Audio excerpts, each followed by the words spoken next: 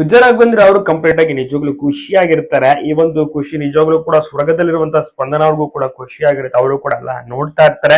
ವಿಜಯ ರಾಘವೇಂದ್ರ ಈಗ ಮತ್ತೊಮ್ಮೆ back to TV ಅಂತ ಹೇಳ್ಬೋದು. ಹೌದು, ಡಿ ಮತ್ತೆ ಬರ್ತಾ ಇದೆ. ಈಗಾಗಲೇ ಪ್ರಮೋ ಕೂಡ ರಿಲೀಸ್ ಆಗಿದ್ದು. ಸೊ ಇದರಲ್ಲಿ ಶಿವಣ್ಣ ಅವರು ಇರ್ತಾರೆ, ಎಂದಿನಂತೆ ರಚಿತಾರಾಮ್ ಅವರು ಇರ್ತಾರೆ, ಅರ್ಜುನ್ ಜನಿ ಅವರು ಇರ್ತಾರೆ, ಜೊತೆಗೆ ವಿಜಯ ರಾಘವೇಂದ್ರ ಅವರು ಸಹ ಇರ್ತಾರೆ. ಜಡ್ಜ್ ಸೀಟ್ ನಲ್ಲಿ ಕೂತು ಸೂಪರ್ ಆಗಿ ಡ್ಯಾನ್ಸ್ ಅನ್ನ ವೀಕ್ಷಣೆ ಮಾಡಿ ಕಮೆಂಟ್ಸ್ ಗಳನ್ನ ಮಾರ್ಕ್ಸ್ ಗಳನ್ನ ಸಹ ನೀಡಲಿದ್ದಾರೆ.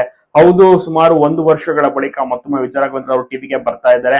ಜಡ್ಜ್ ಆಗಿ ಕುತ್ಕೋತಾ ಇದ್ದಾರೆ. ಬಹಳಷ್ಟು ಖುಷಿಯ ವಿಚಾರ. ಜನರಂತೂ ತುಂಬಾನೇ ಎಂಜಾಯ್ ಮಾಡ್ತಾರೆ ಈ ಒಂದು ಡಿ ಬಂದ್ರೆ.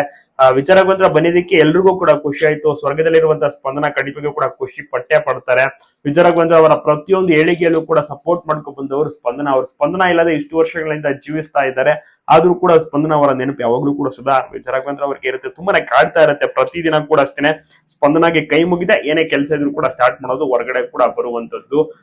ನೋಡೋಣ ಯಾವ ರೀತಿ ಇರುತ್ತೆ ಡ್ಯಾನ್ಸ್ ಪರ್ಫಾರ್ಮೆನ್ಸ್, ಯಾವ ರೀತಿ ಎಂಜಾಯ್ ಮಾಡ್ತಾರೆ ವಿಜಯ ರಾಘವೇಂದ್ರ, ಯಾವ ರೀತಿ ಫಸ್ಟ್ ಗೆ ಅವರು ಕೂಡ ಡ್ಯಾನ್ಸ್ ಮಾಡುತ್ತೆ, ಯಾವ ರೀತಿ ಡ್ಯಾನ್ಸ್ ಮಾಡ್ತಾರೆ.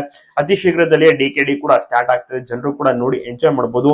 ಶಿವಣ್ಣ ಅವರ ಜೊತೆಗೆ ಅವರು ಕೂಡ ಕೂರ್ತಾರೆ. ವಿಜಯ ರಾಘವೇಂದ್ರ ಅವರಿಗೆ ಬಹಳಷ್ಟು ಖುಷಿ ಇದೆ. ಶಿವಣ್ಣ ಅವರು ಕೂಡ ನೆಂಟರಾಗಬೇಕಲ್ಲ, ಶಿವಣ್ಣ ಮಾಮ ಅಂತಾನೆ ಯಾವಾಗ್ಲೂ ಕೂಡ ಕರೆಯೋದು. ಒಟ್ಟಿನಲ್ಲಿ ಈಗ ವಿಜಯ ರಾಘವೇಂದ್ರ ಬಂದಿದ್ದು ಜನರಿಗೆ ಫುಲ್ ಖುಷಿ ಇದೆ.